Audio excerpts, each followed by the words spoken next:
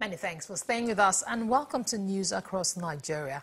I'm Imana Amawe. Coming up on the program,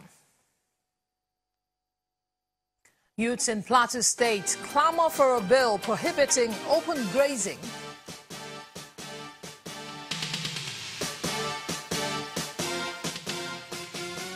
Fear of abduction on the increase in Kwara State University.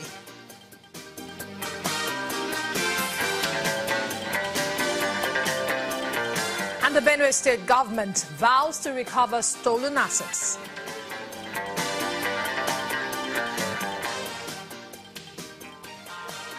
Welcome to the program that brings you news from the length and breadth of Nigeria. 3 members of the Sanda family are to join Miriam Sanda, who is standing trial for allegedly killing her husband, a son of the former national chairman of the People's Democratic Party, as defendants in the case. At the resumed hearing of the case, the prosecutor, Joseph Idachaba, informed the court of an amended charge to include Mrs. Maimuna Sanda, Aliyu Sanda and one Safiya Sanda as co-defendants in the 2-count charge. The charge, however, could not be read because the new defendants could not be served before the resumed sitting. Attempts to get bail for Miriam Sanda because of her infant daughter were turned down by Justice Yusuf Halilu, who says the defendant will need to retake her plea. Trial has been adjourned to the 14th of December. Investigation, we shall come back with an amended version of our charge. And more importantly, new proof of evidence, which were product of a detailed investigation in the matter, and that we have done. And at the same time, we felt others who attempted or who took part in tampering with evidence were also joined as an accessories after the fact. And that is exactly what it is. It is those people that we are yet to have them before the court. And that is exactly what has affected today's proceedings. No, you rejected every attempt to grant the defendant. Of course, Can you let us know why you did that? Of course, that is the position of the law. Because we are acting on behalf of the generality of Nigeria.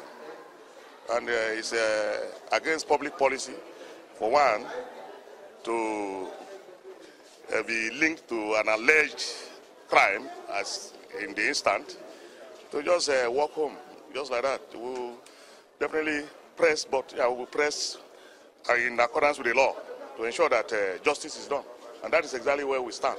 It will appear if the judge granted it, he would have predetermined the final one. So we'll wait till next Thursday and move the main application. And Justice Adeniyi Ademola of the Federal High Court has voluntarily retired. The judge of the Federal High Court did not give reasons for his retirement. Justice Ademola was earlier in the year discharged and acquitted by an FCT High Court on charges of money laundering and abuse of office. This followed a raid on some judges' houses by the Department of State Services, which termed the operation a sting operation.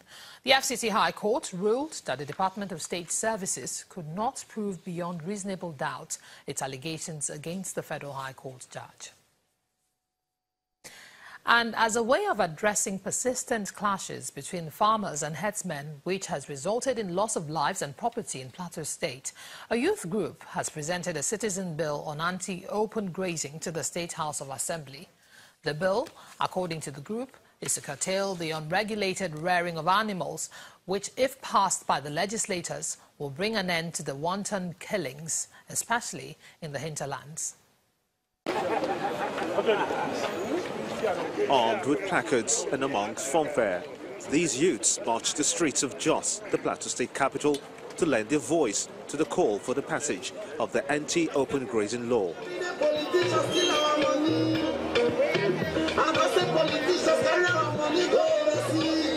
Policemen are around to ensure that this intended peaceful walk is not hijacked. Can we give them a future bossa for passing this bill?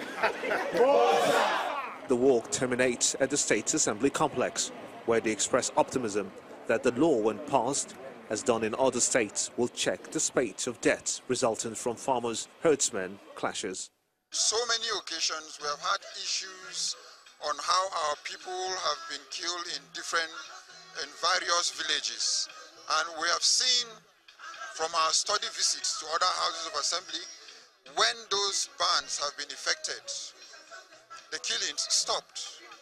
And we feel that if such ban is being effected on the plateau, we'll have some level of understanding that the killings will reduce, the killings will stop. The Speaker of the State Assembly was available to receive and assures them of doing everything to stop the clashes and the killings. Thank you very much.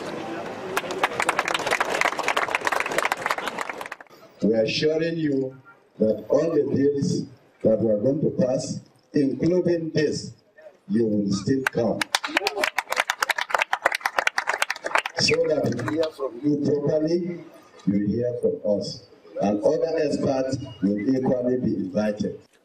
With those words of assurance, these youths are hopeful that the last deaths recorded from the farmer herders clashes will be the last.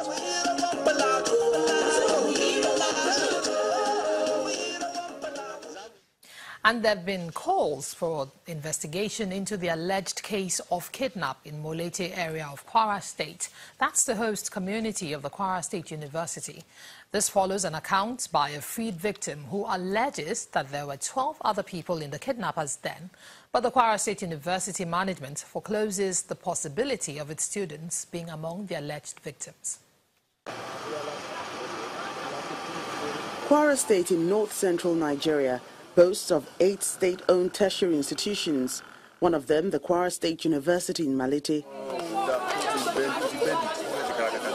Amid other challenges this 8-year-old university is grappling with, security is one big issue it has had to contend with after one of its students was reportedly kidnapped outside the school gate.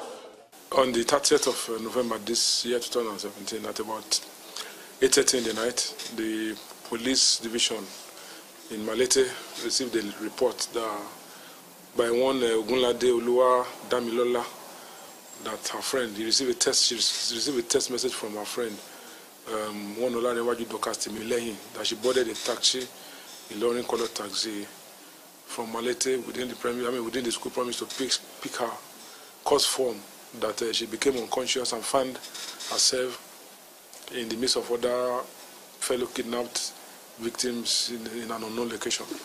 When we got the information, we swung into action. The following morning, as early as 4:35 a.m., the girl was released by the kidnappers. The account of the head of the intelligence unit of the university is no different. Some students came to my office informing me that one of their roommates, sent a text message to them informing them that she has been kidnapped. So on seeing it, I read the text message myself. So the first thing we did was to incident it, to record it down in our incident book in our office.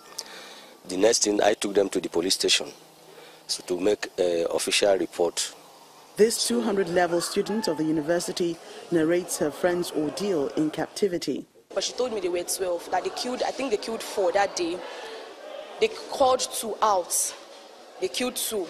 So I think they now called her out. She wasn't even thinking it was her turn when they took her inside the car and drove her down to Omaro and dropped her in front of her father's house. The school management does not agree with this account of 12 other captives, considering the fact that none of its students or staff have been reported missing. We don't know where people got these statistics they are banding about, because to the knowledge of the university authority, we only have a report of one student who was kidnapped, but she was eventually released by the kidnappers. All eyes are now on the school management to work with security agencies to investigate these claims and rescue the victims. Still ahead on the news across Nigeria, the Plateau State chairman of the People's Democratic Party and 4 others have been abducted by kidnappers while traveling for the party's national convention in Abuja. Details coming up shortly.